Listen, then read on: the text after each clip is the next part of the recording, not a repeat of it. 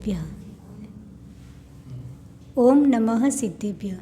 परम पूज्य गणाचार्य गुरुदेव श्री विराग सागर जी महाराज की जय। आजकल चारों ओर एक ही शब्द गूंज रहा है, श्री राम श्री राम श्री राम। अयोध्या के श्री राम। अयोध्या को जैन शास्त्र में अलग अलग नामों से पुकारा गया है। कहीं पर रामपुरी, अवधपुरी, अयोध्या, विनीता, साकेत, सुकौशल, इक्ष्वाकु भूमि, ऐसे अलग अलग नामों से पुकारा गया है। पर अयोध्या है कहाँ? ये सारा अयोध्या का इतिहास अपन समझते समझते श्री राम तक पहुँचते हैं।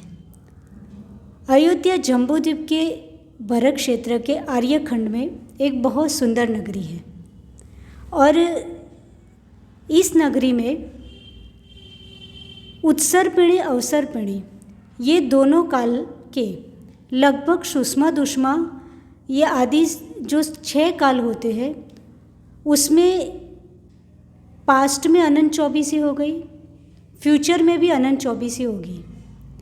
और रही प्रेजेंट की बात, तो प्रेजेंट में हुंडावसर्पिणी काल चलने के कारण, हुंडावसर्पिणी काल के कारण वहाँ पर 24 तीर्थंकर की जो शाश्वत जन्मभूमि अयोध्या थी, वहाँ पर 24 तीर्थंकर की जन्मभूमि ना होकर के सिर्फ 5 तीर्थंकर की जन्मभूमि अयोध्या नगरी है।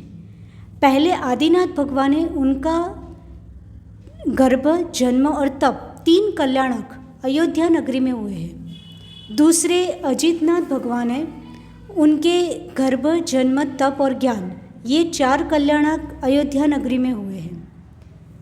चौथे अभिनंदननाथ भगवान है, उनके गर्भ, जन्म, तप और ज्ञान ये 4 कल्याणक अयोध्या नगरी में हुए हैं। और सुमतिनाथ भगवान के भी गर्भ, जन्म, तप और ज्ञान ये 4 कल्याणक अयोध्या नगरी में हुए हैं। सिर्फ जन्म नहीं हुआ है, 4 कल्याणक हुए हैं। और 14वें अनंतनाथ भगवान है, उनके भी गर्भ, जन्म, तप और ज्ञान ये 4 कल्याणक अयोध्या नगरी में हुए हैं। यानी 24 तीर्थंकर के 120 कल्याणक होते हैं, उसमें से 19 कल्याणक सिर्फ अयोध्या नगरी में हुए हैं। तो ये बहुत बड़ी अयोध्या नगरी की सौभाग्य की बात है। और अयोध्या नाम ही इंडिकेट करता है कि जिस पर कोई युद्ध नहीं कर सकता उसको कहा जाता है अयोध्या। और सपोज़ कोई युद्ध कर भी ले तो अयोध्या को कोई हरा नहीं सकता। जिसको हराना इम्पॉसिबल हो उसका नाम है अयोध्या। ऐसी अयोध्या नगरी में आदिनाथ भगवान जो प्रथम तीर्थंकर थे, तो आदिनाथ भगवान जो प्रथम तीर्थंकर थे, उन्होंने वहाँ पर असी, मसी, कृषि, विद्या, वाणिज्य और शिल्प ये 6 विद्याओं को वहाँ के जीवों को समझाया था, सिखाया था।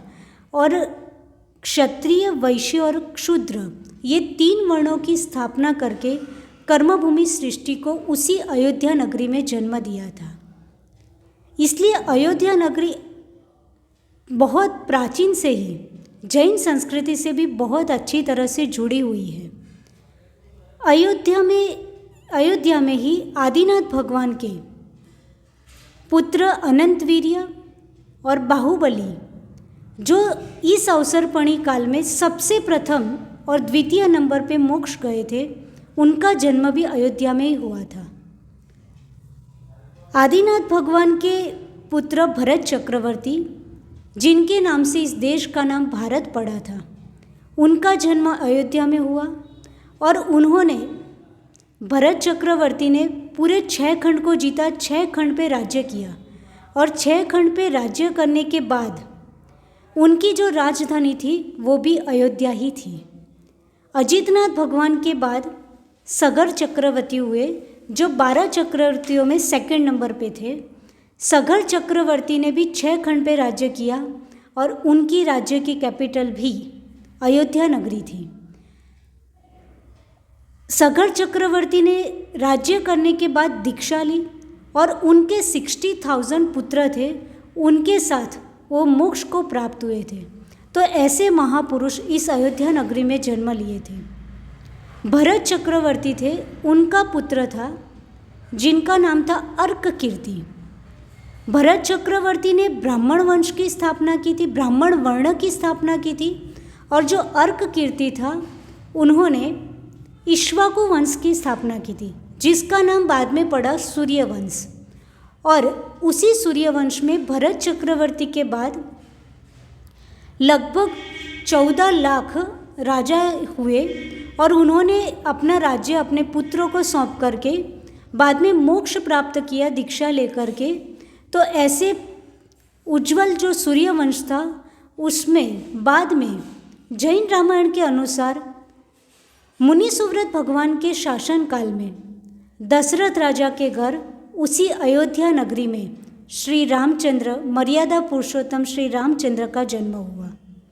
इसी अयोध्या नगरी में आदिनाथ भगवान ने अपनी ब्राह्मी और सुंदरी जो 2 पुत्रियाँ थी, वो दोनों पुत्रियों को सबसे प्रथम गणित और अक्षर का ज्ञान उसी अयोध्या नगरी में करा के उनको इन 2 विद्याओं में निपुण किया था। उसके साथ अनेक कलाएं और अनेक विद्याएं भी उसी अयोध्या नगरी में सिखाई थी।